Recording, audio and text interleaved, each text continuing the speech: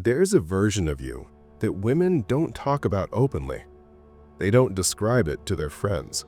They don't admit it out loud, but they imagine it, quietly, instinctively, without trying to.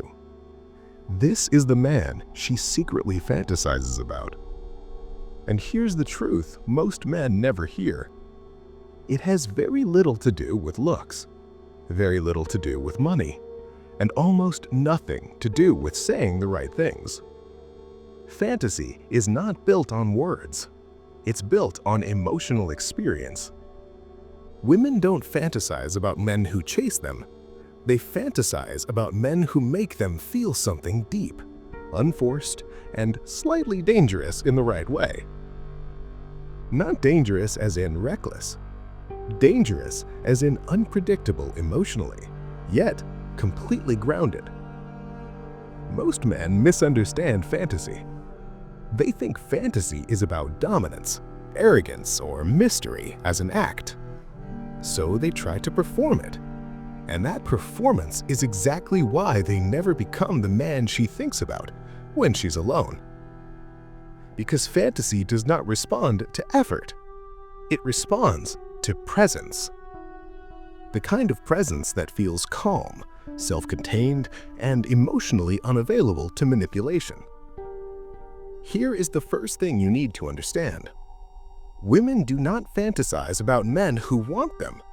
They fantasize about men who do not need them. Neediness kills fantasy instantly. Not because desire is bad, but because dependency removes polarity. Fantasy requires polarity. The tension between closeness and distance, between knowing and not knowing, between safety and intrigue. Most men misunderstand fantasy. They think fantasy is about dominance, arrogance, or mystery as an act. So they try to perform it. And that performance is exactly why they never become the man she thinks about when she's alone. Because fantasy does not respond to effort. It responds to presence. The kind of presence that feels calm, self-contained, and emotionally unavailable to manipulation. Here is the first thing you need to understand. Women do not fantasize about men who want them. They fantasize about men who do not need them. Neediness kills fantasy instantly. Not because desire is bad, but because dependency removes polarity. Fantasy requires polarity. The tension between closeness and distance, between knowing and not knowing, between safety and intrigue. Most men misunderstand fantasy. They think fantasy is about dominance, arrogance, or mystery as an act. So they try to perform it. And that performance is exactly why they never become the man she thinks about when she's alone. Because fantasy does not respond to effort. It responds to presence. The kind of presence that feels calm, self-contained, and emotionally unavailable to manipulation. Another truth most men are never told is this. Women fantasize about men who make them feel emotionally seen without being emotionally consumed. This is subtle, but critical. A man who listens deeply but does not absorb her emotions becomes unforgettable. He does not try to fix her. He does not chase her moods. He does not become reactive. He remains steady. And that steadiness creates a powerful emotional imprint because it allows her to relax into her femininity without feeling responsible for him. That is fantasy, not control, not dominance. Freedom inside connection. Another thing women fantasize about is emotional leadership. Not in the sense of telling her what to do, but leadership in emotional direction. A man who can hold a calm emotional frame regardless of what's happening around him. If she's excited, he doesn't lose himself. If she's uncertain, he doesn't panic. If she pulls back, he doesn't chase. He stays centered. and that centeredness becomes a psychological anchor. Women fantasize about men who feel like anchors in a chaotic world, because chaos is everywhere. A man who brings calm without boredom, strength without pressure, and mystery without distance becomes a place her mind wants to return to. Another uncomfortable truth is this: women fantasize about men who are comfortable with silence. Silence creates space. Space allows imagination. Most men fill silence because they're uncomfortable with themselves. A man who allows silence communicates self-trust, and self-trust is deeply attractive. When a woman feels that you don't need to impress her, her imagination starts working for you. She wonders. She fills in the gaps. She projects depth where you never tried to show it. This is how fantasy forms, not through effort, but through restraint. Another trait women fantasize about is emotional selectivity. Men who want every woman feel generic. Men who are selective feel rare. A man who is choosing, not seeking, activates desire, because desire moves towards what feels scarce and self-contained. This does not mean being cold. It means having standards. It means enjoying connection without chasing it. It means being okay whether something grows or ends. That emotional independence is what turns attraction into fantasy. Most men never reach this point because they are outcome-focused. They want results. They want validation. They want certainty. But fantasy does not live in certainty. It lives in emotional openness without guarantees. This is why women fantasize about men who slow down. Men who don't rush intimacy. Men who don't push definitions. Men who don't demand clarity. Slowing down gives emotions room to develop. And emotions that develop naturally become far more powerful than emotions that are forced. The man she fantasizes about is not trying to be unforgettable. He simply leaves no emotional mess behind him. No pressure, no desperation, no unfinished tension created by need. Just calm presence and unanswered curiosity. In the next part, we're going to go deeper into how fantasy actually forms in a woman's mind, why emotional restraint amplifies desire, and how most men unknowingly turn themselves into safe but forgettable options. Stay with me, because once you understand this, you stop trying to become the man she wants, and you start becoming the man she can't stop thinking about. To understand how fantasy actually forms, you need to understand what a woman's mind responds to when she is emotionally relaxed. Fantasy does not begin with attraction. It begins with safety plus uncertainty. Most men focus on attraction alone. They try to excite, impress, or stand out. But excitement without safety creates anxiety, and anxiety shuts fantasy down. The man she fantasizes about creates safety first. Not by being predictable, not by being overly nice, but by being emotionally stable. When a woman senses emotional stability, her nervous system softens. When her nervous system softens, her imagination turns on. This is why fantasy rarely forms around men who are loud, intense, or emotionally reactive. Intensity consumes attention. Stability frees it. And a free mind imagines. Another thing most men misunderstand is why mystery works. Mystery is not about hiding information. It's about not over-defining yourself. When a man explains everything about himself, his intentions, his feelings, and his plans, he leaves nothing for her mind to explore. Fantasy needs space to move. A man who allows space without pulling away feels expansive. Expansive men become mental territory. Women fantasize about men who feel like open worlds, not finished stories. Another powerful element of fantasy is emotional contrast. If you are always available, always agreeable, always emotionally open, there is no contrast. Contrast comes from rhythm, warmth followed by calm, engagement followed by space, connection followed by independence. This rhythm creates emotional depth. Depth is where fantasy lives. Most men flatten this rhythm by trying to be consistent in the wrong way. They think consistency means constant availability, but consistency is not about access, it's about emotional reliability. A man can be emotionally reliable without being constantly present. In fact, the men women fantasize about are often the ones who feel emotionally present when they're there and completely self-contained when they are not.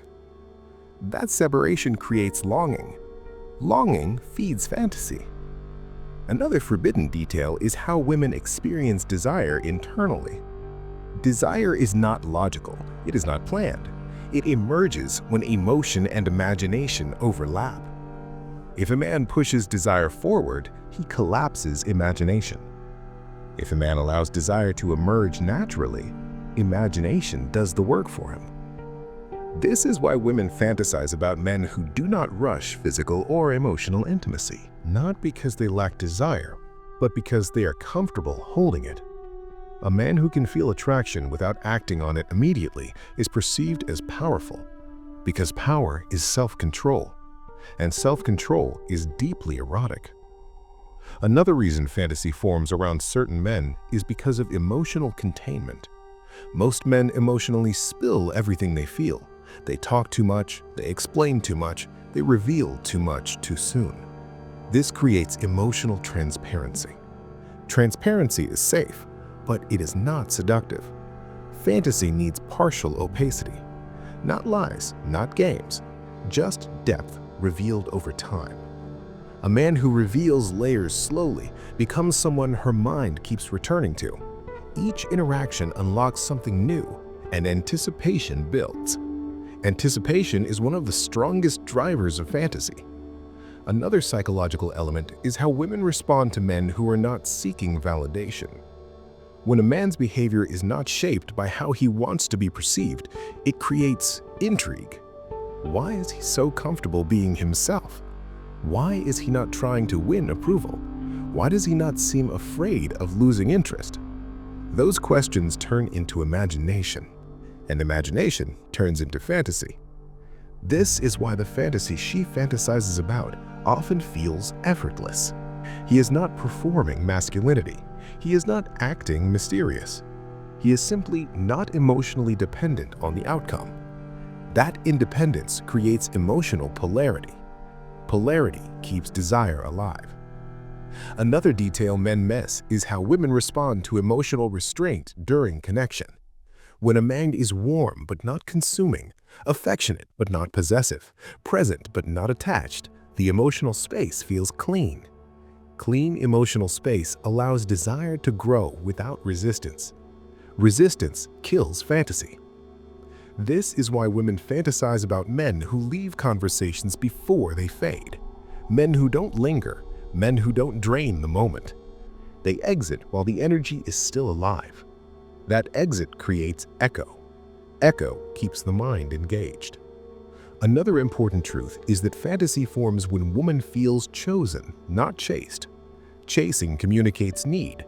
Choosing communicates value. A man who is clearly enjoying her presence but not dependent on it signals choice, and being chosen by a man who does not need to choose is intoxicating.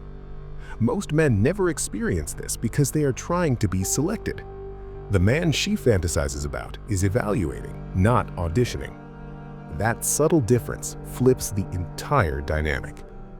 In the next part, we're going to talk about how this fantasy shows up in real interactions, how women test for it without knowing they are, and how most men unknowingly destroy fantasy by becoming too available once interest appears. Stay with me, because this is where fantasy either deepens or disappears. Now, let's talk about how this fantasy actually shows up in real interactions, because this is where most men unknowingly destroy it. Fantasy is fragile in one specific way. It does not survive emotional overexposure. Most men think that once interest appears, the correct move is to give more attention, more availability, more emotional access. But fantasy does not deepen through access. It deepens through controlled distance. Not distance as withdrawal, distance as self-containment. The man she fantasizes about does not rush toward emotional closeness the moment he feels it. He allows the moment to exist without trying to own it. This creates tension, not uncomfortable tension, anticipatory tension. Anticipation is the fuel of fantasy. Another way fantasy reveals itself is through how a woman begins to test emotional boundaries. These tests are rarely obvious. They look like subtle shifts, delayed replies, playful resistance, moments of emotional unpredictability. Most men react to these tests. They seek reassurance, they overcorrect, they try to stabilize the situation, and by doing so, may fail the test. The man she fantasizes about does not react emotionally. He notices the shift, but his internal state remains unchanged. This tells her something important, that her emotions are safe around him, and that his emotional center does not depend on her behavior. That combination is extremely powerful. Another place fantasy forms is in how a man handles attention. Most men crave attention. They wait for it, they chase it. So when they receive it, they cling. The man she fantasizes about enjoys attention without attaching to it. He receives interest calmly. He does not inflate. He does not collapse when it fades. This emotional neutrality creates depth. Depth gives her mind room to wander. Another subtle but critical factor is how he handles moments of silence. Silence is where imagination lives. Most men rush to fill silence because silence makes them aware of their own insecurity. A man who allows silence is telling her that he is comfortable inside himself. And comfort inside oneself is deeply attractive. When silence exists without awkwardness, the emotional space becomes charged. Her thoughts fill it. And those thoughts often turn into fantasy. Another place where fantasy either grows or dies is during emotional connection. When she opens up, most men rush to respond. They give advice, they reassure, they try to fix. The man she fantasizes about listens without urgency. He does not take control of her emotions. He does not rush her process. He allows her to feel. This creates emotional safety, and safety allows deeper desire to surface. Another thing men don't realize is that fantasy feeds on incompleteness. Not lack, but unfinished emotional exploration. When a man explains everything about himself, there is no mystery. When he reveals depth gradually, curiosity builds. Curiosity keeps returning. This is why women fantasize about men who feel layered. Each interaction reveals something new. Not because he is hiding, but because he is not spilling everything at once. Another powerful element is how he exits interactions. Men who drain moments destroy fantasy. Men who leave while energy is high preserve it. The man she fantasizes about does not overstay. He ends conversations naturally, calmly, without apology. That exit creates echo.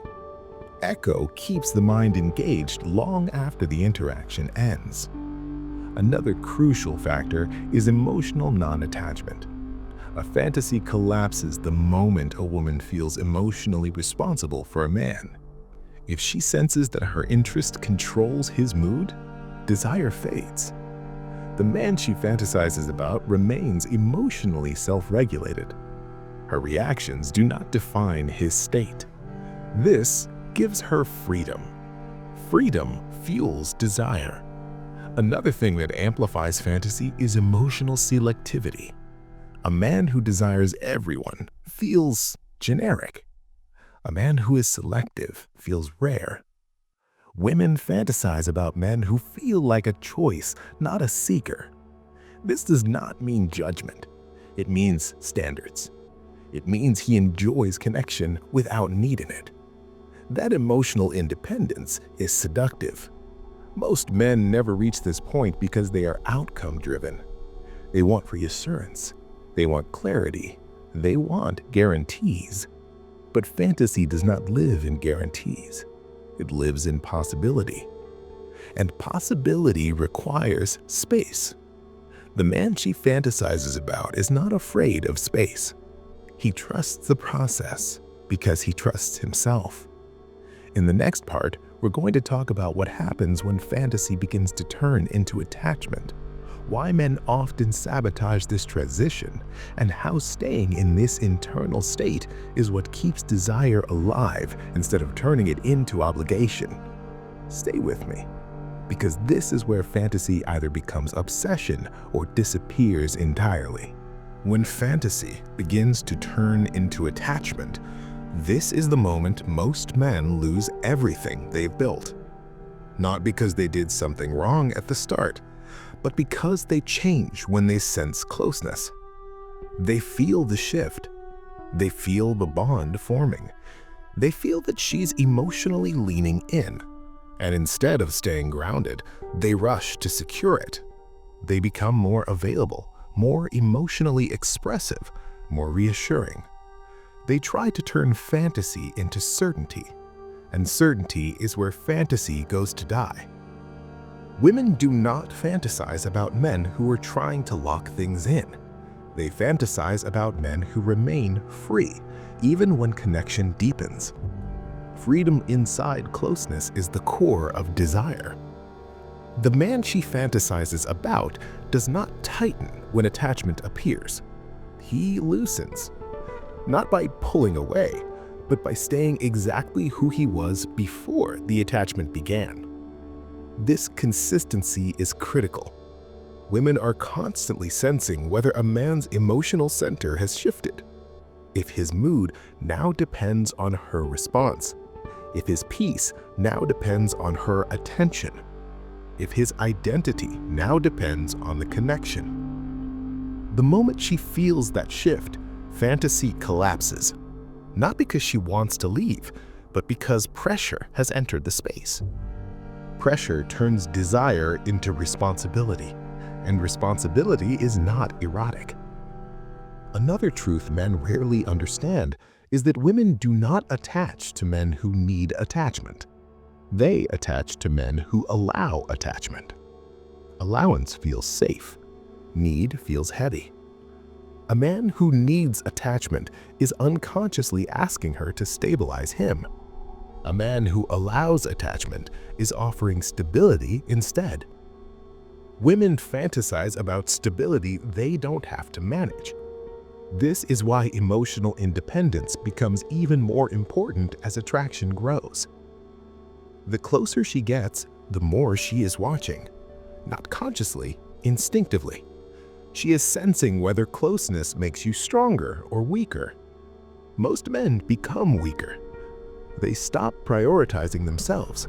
They stop moving at their own pace. They start orbiting. Orbiting kills fantasy. The man she fantasizes about continues to live his life fully. He does not disappear into the connection. He does not reorganize himself around her emotions. He includes her. He does not center her. That distinction changes everything. Another point where men sabotage fantasy is emotional overexposure. They think depth means revealing everything. So they share fears too early. They expose insecurities without integration. They collapse emotional boundaries. Depth is not raw exposure. Depth is contained honesty. A man who has integrated his emotions does not dump them. He shares selectively, with timing, with self-respect. That restraint keeps fantasy alive. Another place fantasy is tested is during moments of distance. Pullbacks happen naturally, not because attraction is gone, but because emotion needs regulation. Most men interpret distance as danger. They chase, they pressure, they seek reassurance. And by doing so, they confirm instability. The man she fantasizes about does not panic during distance. He understands rhythm, connection followed by space, warmth followed by neutrality, presence followed by independence. This rhythm allows desire to reset and grow. Another subtle detail is how he handles conflict or disagreement. Men who fear losing fantasy avoid disagreement. They become agreeable, they suppress opinions. But fantasy does not live in approval, it lives in authenticity. A man who can disagree calmly without needing to win or please signals self-trust. Self-trust is attractive. Women fantasize about men who are real, not curated. Another critical moment is when expectations appear, when plans shift, when communication changes, when ambiguity exists. Men who lose fantasy react emotionally. They demand clarity. They seek control. The man she fantasizes about remains composed. He does not need immediate answers because he is okay with any outcome. That outcome independence is rare, and rarity is seductive. Most men confuse emotional investment with emotional collapse. Investment means presence.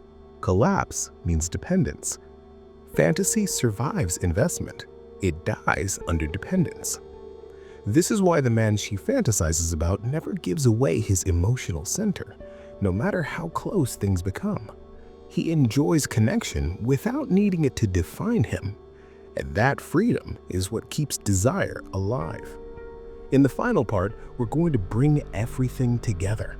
We'll talk about why some men remain in a woman's imagination long after interactions end, how emotional memory cements fantasy or erases it, and how becoming this man is not about performance, but about removing what blocks your natural presence. Stay with me, because this final understanding is what turns fantasy into something enduring, instead of something that fades the moment reality appears. At the deepest level, the reason she fantasizes about a man like this has nothing to do with fantasy itself. It has to do with emotional memory. Women don't carry moments with them, they carry feelings. Long after the interaction ends, long after the conversation fades, what stays behind is the emotional imprint her nervous system associates with you. Did she feel calm around you? Did she feel free around you? Did she feel emotionally safe without feeling bored or controlled? That emotional imprint decides whether you become a passing experience or a recurring thought. This is why some men stay in a woman's imagination without trying, while others disappear even after intense connection. Intensity creates spikes. Spikes fade. Grounded presence creates resonance. Resonance lingers. Women don't consciously replay what you said. They subconsciously replay how they felt being around you. And the men they fantasize about are never the men who chased, pressured, or tried to secure outcomes. They are the men who allowed space. Space to feel. Space to imagine. Space to choose. Another truth most men never understand is that fantasy deepens when a woman feels free, not trapped. The moment she feels emotionally responsible for a man, fantasy collapses. Responsibility kills desire. The man she fantasizes about never asks her to regulate him emotionally. He does not need reassurance to stay steady. He does not need validation to feel grounded. He does not need outcomes to feel whole. That self-sufficiency is what makes him magnetic. This is also why women remember men who handled closeness and distance with grace. Men who didn't cling when things are warm. Men who didn't resent when things slowed down. Men who didn't collapse emotionally when things were uncertain. Grace leaves a deeper imprint than passion ever could. Emotional maturity is rare, and rarity fuels fantasy. Another key piece is respect. Women do not separate fantasy from respect. If respect disappears, fantasy fades. If respect remains, fantasy can survive even long gaps of time. Respect is born from self-respect, from boundaries, from emotional independence, from being okay with whatever happens. A man who respects himself never negotiates his worth, and women instinctively feel safest fantasizing about men who know where they stand internally. This is why trying to be the man she fantasizes about never works. Fantasy is not created through effort. It emerges when effort is no longer needed. When urgency is gone, when neediness is gone, when emotional dependence is gone, what remains is presence. And presence cannot be faked. It is felt. Becoming this man is not about learning lines, tactics, or behaviors. It is about removing what blocks your natural, grounded state. When you stop chasing reactions, fantasy begins. When you stop needing outcomes, desire grows. When you stop performing, imagination takes over. That is the real shift. And once you make it, women don't just feel attracted. They think about you, quietly, repeatedly, without effort on your part. Now, if this video helped you understand the kind of man women secretly fantasize about, there is one video you should watch next. In this video, we focused on fantasy, emotional depth, and the internal state that creates desire without trying. But there is another layer that explains why women respond this way at a psychological level, and why certain behaviors consistently pull them closer while others push them away. That's exactly what I break down in my video called "Women Fall for Men Who Do This One Thing." That video goes deeper into the single internal behavior that makes all of this work, and shows how emotional self-regulation and grounded presence create attraction naturally. Watch that next, because when you understand both the psychology and the internal state behind it, attraction stops feeling mysterious and starts feeling inevitable.